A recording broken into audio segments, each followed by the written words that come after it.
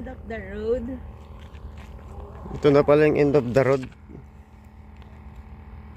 Bumiyay kami ng 100 kilometers plus, pero pabalik may dadaan naman tayong iba. Ang ganda lang ng formation dito ng ano, buhangin, pino. Kaya pala maraming nag-ano dito, umaakyat. Baka yung mga nandun, no, na naplatan siguro ng gulong o nagbabawas ng hangin.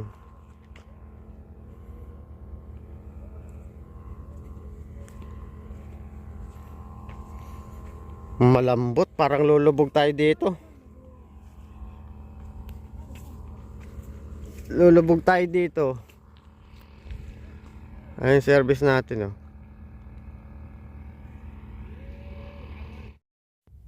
Yan, dito na tayo sa may taas. Tinanggal ko na lang yung tsinelas ko para makaakyat ako sa taas.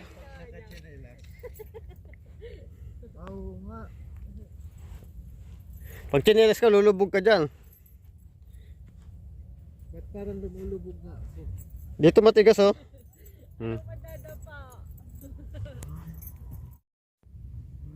Dito tayo sa may ano. Dito maraming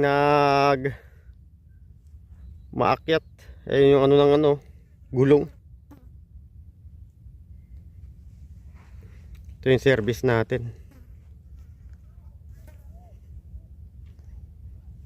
Ulit din naman yung biyahe na malayo.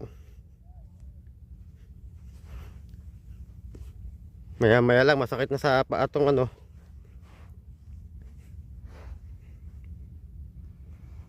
Init.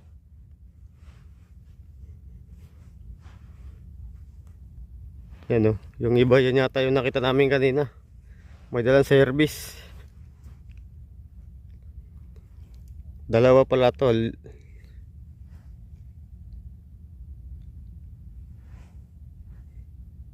Sadya kaya talagang ano yan, o natabunan lang ng ano? Natabunan lang talaga na katagalan ng buhangin, no? Oo. Kaya nagsa-sandstorm siya.